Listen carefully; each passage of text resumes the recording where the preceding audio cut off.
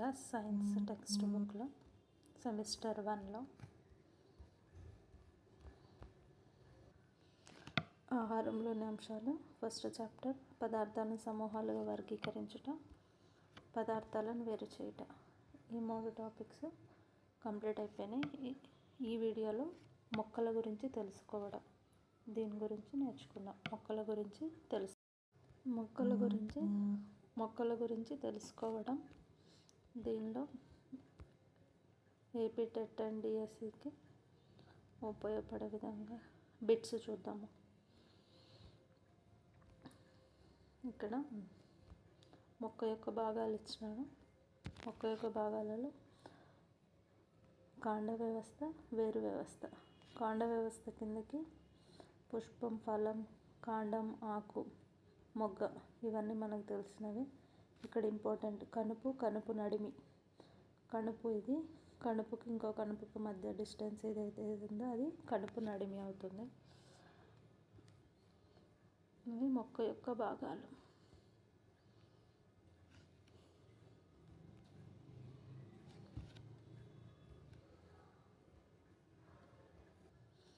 ఇక్కడ చూసినట్లయితే మొక్కల వర్గాలు. టమాటా ఎత్తు ఏ విధంగా ఉంది? పొట్టిగా ఆకుపచ్చ రంగులో ఉండి మృదువుగా ఉంటే అది ఏ మొక్క వర్గానికి వస్తుంది అంటే గుల్మం. గుల్మాలకి ఉదాహరణలు టమాటా అని చెప్పుకోవచ్చు. నెక్స్ట్ మొక్క మామిడి ఎట్లా చాలా పొడవు ఎత్తులో చాలా పొడవుగా ఉండి మందంగా ఉండి గట్టిగా ఉంటే కాండానికి పై భాగంలో కొమ్మలు ఎక్కడ కనిపిస్తాయి? కాండానికి పై భాగంలో కనిపిస్తే అవి వృక్షాల కిందికి వస్తాయి. ఏ వర్గం? వృక్షాలకు ఉదాహరణ మామిడి. నెక్స్ట్ వన్ వచ్చేసి నిమ్మ. కొంత ఎత్తులో ఉండి గట్టిగా ఉంటుంది, కొమ్మలు కాండానికి పై భాగంలో ఉంటాయి. నిమ్మ మొక్క ఏ వర్గం కిందికి వస్తుందంటే పొద. మొక్క యొక్క వర్గం పొద. గుల్మాలు వృక్షాలు, పొదలు. గుల్మాలకు ఉదాహరణ టమాటా, వృక్షంకి మామిడి, పొదకి నిమ్మ.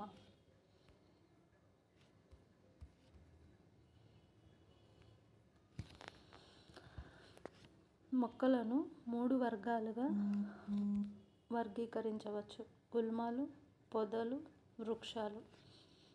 ఇక్కడ ప్రతిదానికి ఒక ఉదాహరణ ఇవ్వండి. మొక్కలను సహజంగా 3 వర్గాలుగా వర్గీకరించవచ్చు. వాటిలో ఒకటి గుల్మాలు, పొదలు మరియు వృక్షాలు. ఈ పటంలో గుల్మం, పొద మరియు వృక్షం. ఇక్కడ కలుపు మొక్కలు అంటే ఏంటో చూద్దాం. కలుపు మొక్కలు అంటే పంట పొలాలు, పచ్చిక బయళ్ళు లేదా కుండీల్లో తరచుగా కొన్ని అవసరం లేని మొక్కలు పెరుగుతూ ఉంటాయి. వీటిని అవసరం లేని మొక్కలు లేదా కలుపు మొక్కలు అంటారు. సహజంగా మనం పంట పండించేటప్పుడు పచ్చిక బయళ్ళు కుండీల్లో పెంచేటప్పుడు కొన్ని అవసరం లేని మొక్కలు మనకు పైకి కనిపిస్తూ ఉంటాయి. అవసరం లేని మొక్కల్ని కలుపు మొక్కలు అంటారు. ఇప్పుడు గుల్మాలు అంటే ఏంటి? గుల్మాలు పచ్చని మృదువైన కాండం కలిగిన మొక్కలని గుల్మాలు అంటారు. పచ్చగా ఉండాలి, మృదువైన కాండాన్ని కలిగి ఉండాలి. ఇవి సామాన్యంగా పొట్టిగా ఉండి ఎక్కువ శాఖలను కలిగి ఉండకపోవచ్చు. ఇది ఇంపార్టెంట్. సామాన్యంగా పొట్టిగా ఉంటాయి, ఎక్కువ శాఖల్ని కలిగి ఉండకపోవచ్చు. ఉదాహరణకి గుల్మాలకు ఉదాహరణ టమాటా మొక్క. మరొకసారి చూద్దాం. పచ్చని మృదువైన కాండం కలిగిన మొక్కలను ఏమంటాం? గుల్మాలు అంటారు. ఇవి సాధారణంగా పొట్టిగా ఉంటాయి, ఎక్కువ శాఖల్ని కలిగి ఉండవు. ఇవి కలిగి ఉండవు. గుల్మాలు పచ్చని మృదువైన కాండం కలిగిన మొక్కలు గుల్మాలు. ఇవి పొట్టిగా ఉంటాయి, అంతే మాత్రం శాఖల్ని కూడా కలిగి ఉండవు. ఇప్పుడు పొదలు. ఇంతకుముందు గుల్మాలు చూసుకున్నాం కదా. పొదలు ఎట్లా ఉంటాయంటే కొన్ని మొక్కల్లో కొమ్మలు కాండపు అడుగు భాగాన పెరుగుతాయి. ఇది కాండం అయితే దీని అడుగు భాగాల నుంచి కొమ్మలు పెరుగుతాయి. కాండం గట్టిగా ఉంటుంది. కాండం ఏదైతే ఉందో అది గట్టిగా ఉంటుంది. కానీ ఎక్కువ మందంగా ఉండదు. గట్టిగా ఉంటుంది కానీ ఎక్కువ మందంగా ఉండదు. ఏది కాండ భాగం. ఇటువంటి మొక్కల్ని మనం ఏమంటాం? పొదలు అంటారు. పొదలకు ఉదాహరణ మనం ఇంతకుముందు చూసుకున్నాము, నిమ్మ. మొక్కలు, వృక్షాల గురించి తెలుసుకుందాం. వృక్షాలు, కొన్ని మొక్కలు చాలా పొడవుగా ఉండి గట్టి మరియు మందపాటి కాండాన్ని కలిగి ఉంటాయి. కాండం ఏ విధంగా ఉంటుంది? గట్టిగా ఉంటుంది, ప్లస్ అదేవిధంగా మందంగా కూడా ఉంటుంది. నేలకు చాలా ఎత్తులో కాండంపై భాగంలో కొమ్మలు ఉంటాయి.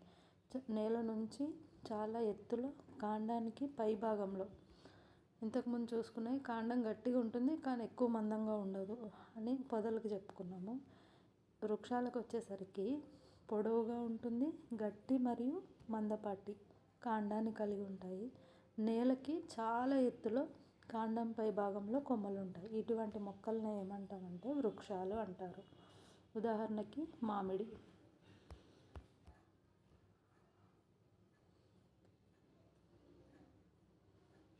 మనీ ప్లాంట్, చిక్కుడు మొక్క, సొరజాతి మొక్కలు, ద్రాక్ష తీగల వంటివి ఎలాంటి కాండాన్ని కలిగి ఉంటాయి?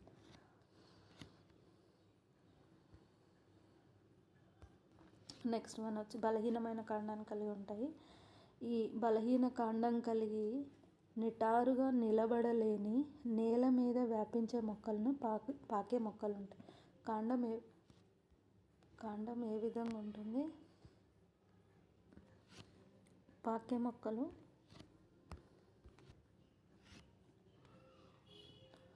బలహీనమైన కాండం కలిగి నిటారుగా నిలబడలేని, నేల మీద వ్యాపించే మొక్కల్ని పాకే మొక్కలు అంటారు. పాకే మొక్కలు ఏ విధంగా ఉంటాయి? బలహీనమైన కాండం కలిగి ఉంటాయి, నిటారుగా నిలబడలేవు, అదేవిధంగా నేల మీద వ్యాపించే మొక్కల్ని పాకే మొక్కలు అంటారు. ఉదాహరణకి మనం కర్బూజా ఇటువంటి వాటిలో చూడవచ్చు. నెక్స్ట్ ఎగబాకే మొక్కలు అనగా దేనినైనా ఆధారం చేసుకొని పైకి ఎక్కే లేదా ఎగబాకే వాటిని, దేన్నైనా ఒక దాన్ని సపోర్ట్గా తీసుకుని ఎక్కే వాటిని ఏమంటాము? ఎగబాకే మొక్కలు. మనీ ప్లాంట్ని మనం దీనికి ఉదాహరణ, ఎగబాకే మొక్కలకి ఉదాహరణగా చెప్పవచ్చు. ఈ పాకే మొక్కలు, ఎగబాకే మొక్కలు అనేవి గుల్మాలకి, పొదలకి, వృక్షాలకి భిన్నంగా ఉంటాయి. ఏవి వృక్షాలకి, పొదలకి, గుల్మాలకి భిన్నంగా ఉంటాయంటే పాకే మొక్కలు మరియు ఎగబాకే మొక్కలు. పాకే మొక్కలు అంటే బలహీనమైన కాండం కలిగి నిటారుగా నిలబడలేవు, నేల మీద మాత్రమే వ్యాపించి పాకుతూ ఉంటాయి.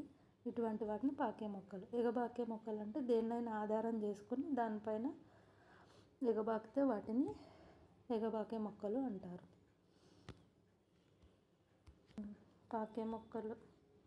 పాకే మొక్కలు మరియు ఎగబాకే మొక్కలకు ఉదాహరణ మనీ ప్లాంట్ని తీసుకోవచ్చు. నెక్స్ట్ వన్ వచ్చేసి కాండం గురించి తెలుసుకుందాం.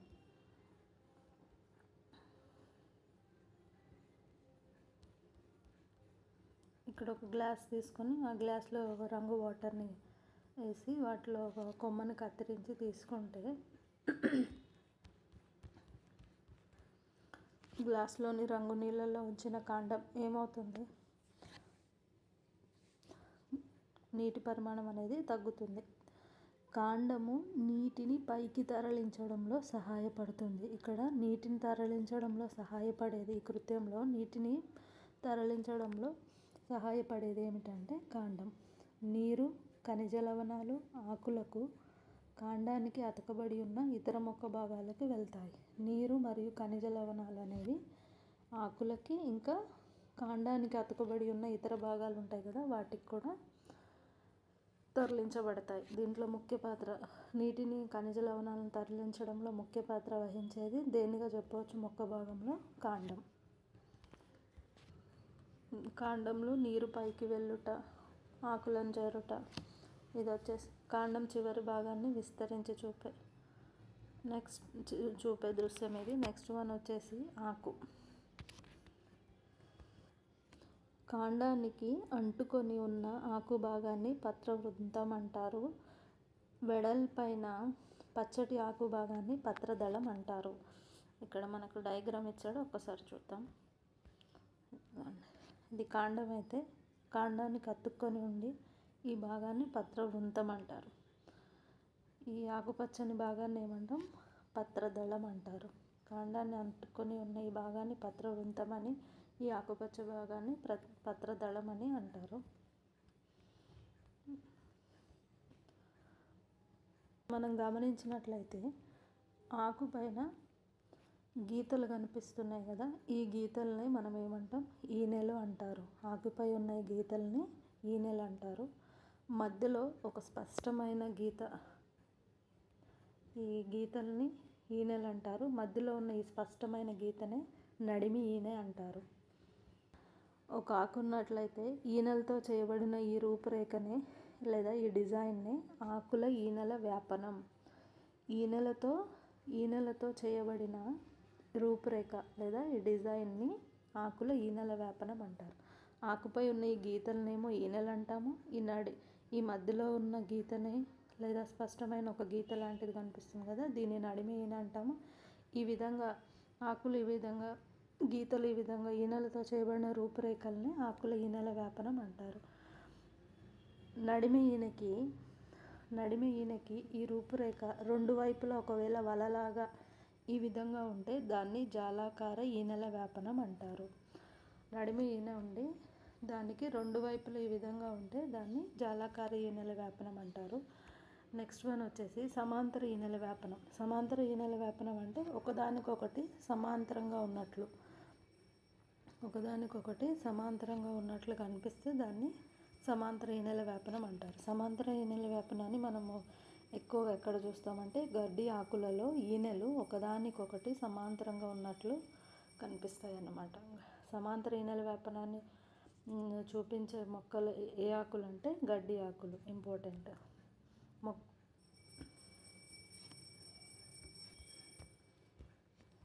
ఇక్కడ చూస్తే ఆకు ఈనెల వ్యాపనం. మొదటిది వచ్చి జాలాకార. ఈ విధంగా వల మాదిరిగా ఇరువైపులా నడిమి ఈనెకి ఇరువైపులా ఉంటే దాన్ని జాలాకార ఈనెల వ్యాపనం అంటారు. ఇట్లా సమాంతరంగా ఒకదానికొకటి సమాంతరంగా ఉంటే దాన్ని సమాంతర ఈనెల వ్యాపనం. సమాంతర ఈనెల వ్యాపనానికి ఉదాహరణ గడ్డి ఆకులు.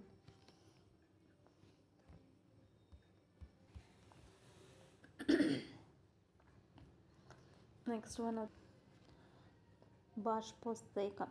బాష్పోత్సేకం అనగా నీటి ఆవిరి రూపంలో ఆకుల నుండి బయటికి వచ్చే ప్రక్రియను బాష్పోత్సేకం అంటారు. ఇక్కడ మనకు ఒక కృత్యం ఇచ్చినారు. ఒక ఎండలో పెరుగుతున్న లేదా ఒక ఆకులు గల ఒక మొక్కను తీసుకొని దానికి పాలిథిన్ సంచిని ఈ విధంగా పారదర్శక పాలిథిన్ సంచిని కట్టినప్పుడు కొంతసేపు అట్లా ఉంచినప్పుడు ఏం జరుగుతుంది? కొన్ని గంటల తర్వాత సంచి లోపల తలాన్ని పరిశీలిస్తే నీటి బిందువులు అనేవి కనిపిస్తాయి తీసి చూసినప్పుడు. దాని కారణం నీరు ఆవిరి రూపంలో ఆకుల నుండి బయటికి వచ్చి నీటి బిందువులు కనిపిస్తాయి అన్న. అది ఎక్కడి నుంచి వచ్చినాయి అంటే ఆకుల నుంచి బయటికి వస్తాయి. నీరు అనేది ఏ రూపంలో బయటకు వస్తుంది? ఆవిరి రూపంలో ఆకుల నుండి బయటకు వస్తుంది. ఈ ప్రక్రియనే ఏమంటాము? ఈ ప్రక్రియను బాష్పోత్సేకం అంటారు. ఈ ప్రక్రియ ద్వారా మొక్కలు చాలా నీటిని గాలిలోకి విడుదల చేస్తాయి. ఏ ప్రక్రియ ద్వారా మొక్కలు చాలా నీటిని గాలిలోకి విడుదల చేస్తాయి అంటే బాష్పోత్సేక ప్రక్రియ ద్వారా. ఇంపార్టెంట్. నీటి ఆవిరి రూపంలో నీరు అనేది ఆవిరి రూపంలో ఆకుల నుండి బయటికి వచ్చే ప్రక్రియనే బాష్పోత్సేకం అంటారు. మొక్కలు చాలా నీటిని గాలిలోకి విడుదల చేస్తాయి. ఏ ప్రక్రియ ద్వారా? బాష్పోత్సేక ప్రక్రియ ద్వారా. ఇక్కడ మరొక కృత్యం ఇవ్వబడింది. ఆకుల్లో ఉన్న పదార్థాన్ని ఆకు ఏం కలిగి ఉంటుంది అని ఇచ్చినాడు. దీనికి ఆకు అయోడిన్ ద్రావణం అనగానే మనకు ముందు పాఠంలో నేర్చుకున్న ఆహారంలోని అంశాలలో మనము తెలుసుకున్నాం కదా. అయోడిన్ ద్రావణంతో ఏ టెస్ట్ చేస్తాం? పిండి పదార్థ స్టార్చ్ టెస్ట్ చేయడానికి అయోడిన్ ద్రావణాన్ని ఉపయోగిస్తాం. ఒక బీకరు, పరీక్షనాళిక, బర్నరు, నీరు, వాచ్ గ్లాస్, అయోడిన్ ద్రావణం. పరీక్షనాళికలో ఆకును తీసుకొని ఆకు పూర్తిగా ఉండేటట్లు స్పిరిట్లో పోయాలి. పూర్తిగా మునిగేటట్లు స్పిరిట్ పోయాలి. స్పిరిట్ పోసిన తర్వాత ఇప్పుడు సగభాగం నీటితో నింపిన బీకర్లో పరీక్షనాళికను ఉంచాలి. ఆకులోని ఆకుపచ్చ రంగు అంతా పరీక్ష నాళికలోని స్పిరిట్లోకి వచ్చే వరకు వేడి చేయాలి. ఆకుని జాగ్రత్తగా వెలుపలికి తీసి నీటితో శుభ్రం చేసి ఒక వాచ్ గ్లాస్ మీద ఆకు నుంచి దానిపైన కొంత అయోడిన్ ద్రావణాన్ని పోస్తే మనం ఇంతకుముందు మొదటి లెసన్లో తెలిసిన విధంగా బంగాళాదుంప మొక్క కూడా పిండి పదార్థాన్ని కలిగి ఉండటం చూసాం మనము. బంగాళాదుంపల మొక్క యొక్క పత్రాల నుండి పిండి పదార్థాన్ని పొంది దాన్ని నిల్వ చేస్తాయి. బంగాళాదుంపలు అనేవి మొక్క యొక్క పత్రాల నుంచి పిండి పదార్థాన్ని పొందుతాయి. ఆకులు సూర్యకాంతిలో వాటిలో గల ఆకుపచ్చ రంగు పదార్థం సమక్షంలో ఆహారాన్ని తయారు చేసుకుంటాయి. ఆకులు సూర్యకాంతిని ఉపయోగించుకొని వాటిలో గల ఆకుపచ్చ పదార్థం క్లోరోఫిల్ సమక్షంలో ఆహారాన్ని తయారు చేసుకుంటాయి. దీనికోసము అవి నీరు, గాలి, కార్బన్ డైఆక్సైడ్ను ఉపయోగిస్తాయి. ఆకులతో ఆహారాన్ని తయారు చేసుకోవడానికి వేటిని ఉపయోగించుకుంటాయి? నీరు, గాలి మరియు కార్బన్ డైఆక్సైడ్. ఆకుపచ్చ రంగు పదార్థం సమక్షంలో తమ ఆహారాన్ని తయారు చేసుకుంటాయి. ఆకులు సూర్యకాంతిని ఉపయోగించుకొని వాటిలో గల ఆకుపచ్చ రంగు పదార్థం సమక్షంలో ఆహారాన్ని తయారు చేసుకుంటాయి. దీనికోసం దేన్ని ఉపయోగించుకుంటాయి? నీరుని, గాలిని మరియు కార్బన్ డైఆక్సైడ్. ఈ ప్రక్రియనే కిరణజన్య సంయోగ క్రియ అంటారు. ఇంపార్టెంట్ ఇది. ఆకులు నీరు, గాలి, కార్బన్ డైఆక్సైడ్ని, క్లోరోఫిల్ని ఉపయోగించుకొని ఆహారాన్ని తయారు చేసుకుంటాయి. ఈ ప్రక్రియనే కిరణజన్య సంయోగ క్రియ అంటారు. ఈ ప్రక్రియలో కిరణజన్య సంయోగ క్రియ అనే ప్రక్రియలో ఆక్సిజన్ విడుదలవుతుంది. కిరణజన్య సంయోగ ప్రక్రియలో విడుదలయ్యే వాయువు ఏది అని అడిగితే ఆక్సిజన్. ఇంపార్టెంట్. ఆకులచే తయారు చేయబడిన ఆహారము మొక్క యొక్క వివిధ భాగాలలో నిల్వ చేయబడుతుంది. ఆకులచే తయారు చేయబడిన ఆహారం అనేది మొక్క యొక్క వివిధ భాగాలలో ఇంతకుముందు మనం తెలుసుకున్నాం. కాండం యొక్క పని ఏంటి? కాండం యొక్క విధి ఆకుకు నీటిని సరఫరా చేస్తుందని తెలుసుకుందాం. మరి ఆకు ఏం చేస్తుంది? ఆ నీటిని ఆహారం తయారు చేసుకోవడానికి ఉపయోగిస్తుంది. మనం బాష్పోత్సేకము నీటి ఆవిరి రూపంలో బయటికి వెళ్ళిపోతుంది అని చెప్పి, బాష్పోత్సేకం ద్వారా కూడా ఆకులు నీటిని కోల్పోతాయి అని చెప్పి తెలుసుకున్నాం. మరి కాండంకి ఆకులు నీటిని ఎలా పొందుతాయి? దీంట్లో దేని పాత్ర ఉంటుంది అంటే వేరు పాత్ర అనేది ఉంటుంది. ఇప్పుడు వేరు గురించి తెలుసుకుందాం. బయట మైదాన ప్రదేశంలో గల ఒకే రకమైన 2 మొక్కలు నేర్చుకొని వాటి వేర్లతో సహా తవ్వి వాటి వేర్లు తెగిపోకుండా జాగ్రత్తగా ఉంచాలి. వాటిలో కుండి ఏలో వేర్లతో కూడిన దాన్ని, కుండి బిలో వేర్లు కత్తిరించిన దాన్ని వేర్లు గల మొక్క, వేర్లు లేని మొక్క.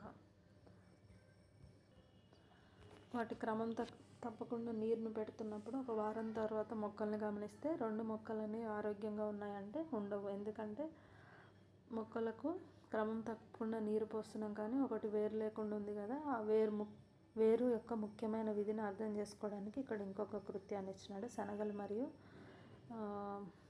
మొక్కజొన్న విత్తనాలని ఒక గిన్నె తీసుకొని దాంట్లో తడి దూది నుంచి దానిలో 3 లేదా 4 శనగ విత్తనాలు, ఇంకో దాంట్లో మొక్కజొన్న విత్తనాలు చిన్న చిన్న మొక్కలుగా పెరిగే వరకు ప్రతిరోజు నీటిని చిలకరించి దూదిని తడిగా ఉంచిన తర్వాత ఒక వారం తర్వాత దూది నుండి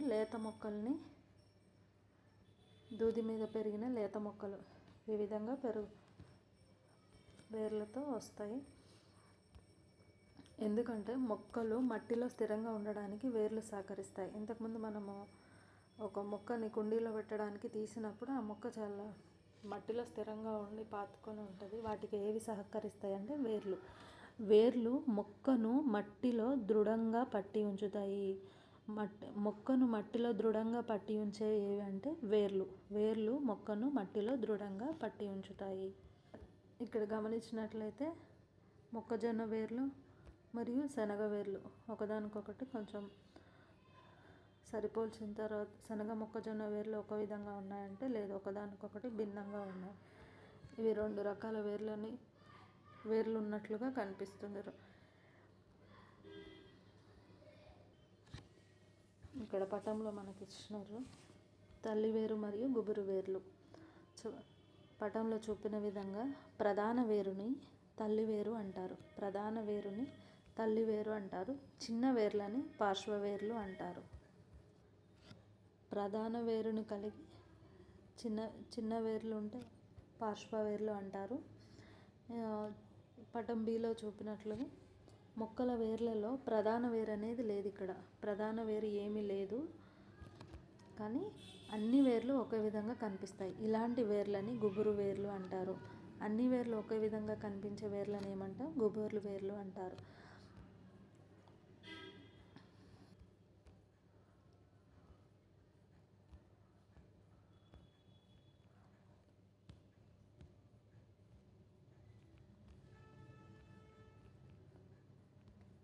వేర్ల రకాలు మరియు ఆకుల ఈనెల వ్యాపన రకాలు. నెక్స్ట్ వన్, నీరు ఖనిజ లవణాలను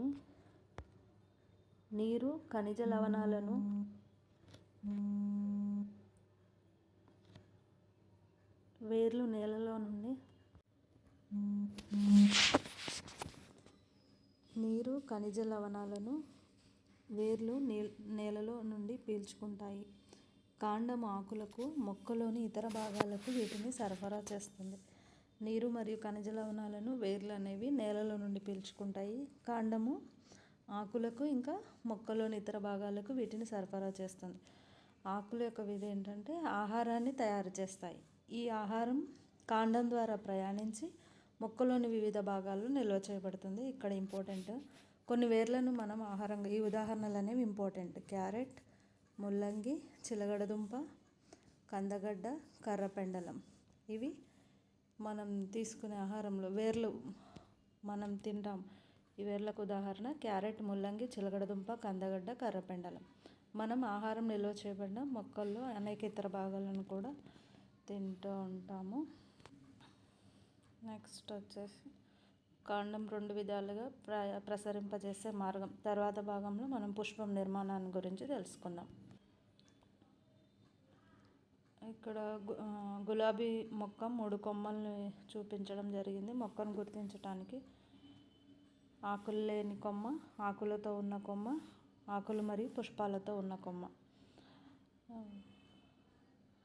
మనం అధ్యయనానికి ఎన్నుకునేటప్పుడు బంతిపూలు, ఇంకా చామంతి లేదా సూర్యకాంతం పుష్పాలను ఎన్నుకోవద్దు, ఎందుకంటే అవి ఏకపుష్పాలు కావు. క్రింది వాటిలో ఏకపుష్పాలు కానివని ఎగ్జాంపుల్ ఇవ్వచ్చు. బంతిపూలు, చామంతి, సూర్యకాంతం పుష్పాలు అనేవి ఏకపుష్పాలు కాదు. మరి ఏంటివి? ఇవి పుష్పాల గుంపులు. ఇక్కడ పటాన్ని పరిశీలిస్తే వికసించిన పుష్పం యొక్క స్పష్టమైన భాగాలను మనం చూడవచ్చు. ఇవి పుష్పంలోని ఆకర్షక పత్రాలు. ఇవి మొగ్గలో ఆకర్షక పత్రాలు ఇవి మొగ్గలో ఉన్నవి. ఇవి చిన్న ఆకులాంటి నిర్మాణాలతో చేయబడి ఉన్నవి రక్షక పత్రాలు. పుష్పంలో ఆకర్షక పత్రాలు, స్పష్టమైన వికసించిన పుష్పంలో మనకు కనిపిస్తున్నవి ఇవి ఆకర్షక పత్రాలు. ఇవి చిన్నవి ఆకులాంటి నిర్మాణాలతో ఉన్నవి రక్షక పత్రాలు. పుష్పాన్ని రక్షించడంలో తోడ్పడతాయి. క్రిమికీటకాలను ఆకర్షించడంలో రక్షక పత్రాలు తోడ్పడతాయి.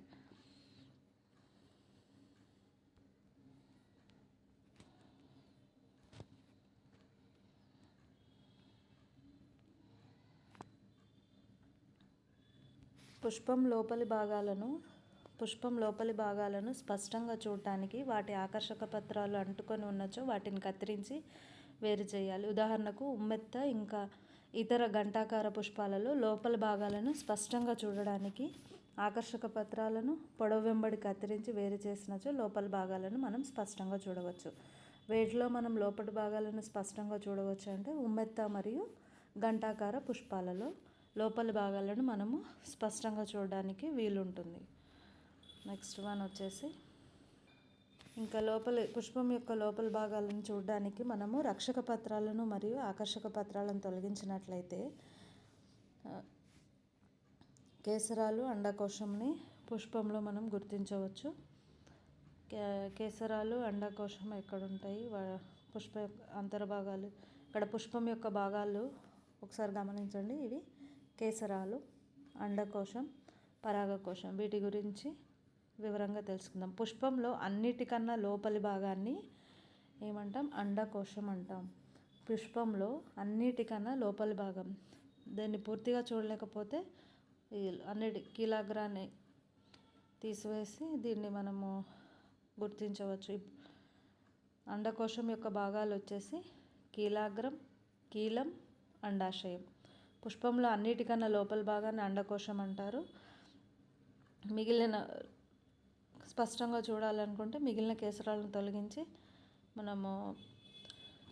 తొలగించి పటం 4.24లో చూపించినట్లుగా సహాయంతో అండకోశం యొక్క భాగాలని మనము స్పష్టంగా అండకోశం యొక్క భాగాలు వచ్చేసి కీలాగ్రం, కీలము, అండాశయం. ఇప్పుడు మనం అండాశయం యొక్క నిర్మాణాన్ని పరిశీలిద్దాం. అండాశయం ఛేదించుట, అండాశయం నిలువుకోత మరియు అడ్డుకోత. అండాశయాన్ని 2 విభిన్న రీతుల్లో మనం అవి ఎండిపోకుండా ఉండడానికి ఇక్కడ వచ్చేసి నిలువుకోతలో మనకి ఈ విధంగా కనిపిస్తాయి అండాలు. అడ్డుకోత పూసల మాదిరి కనిపిస్తున్నాయి కదా, నిలువుకోత మరియు అడ్డుకోతలో అండాలు ఆ విధంగా కనిపిస్తాయి.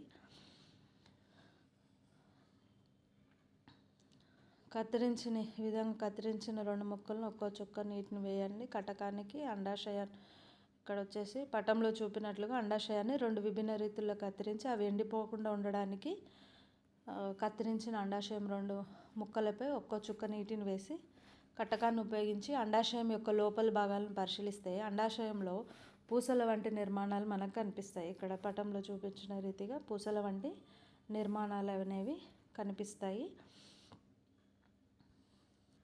వీటినే అండాలు అంటారు.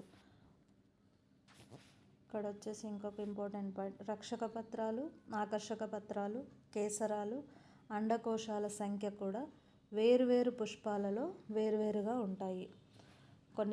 కొన్ని భాగాలు కొన్ని సందర్భాల్లో కనిపించకపోవచ్చు.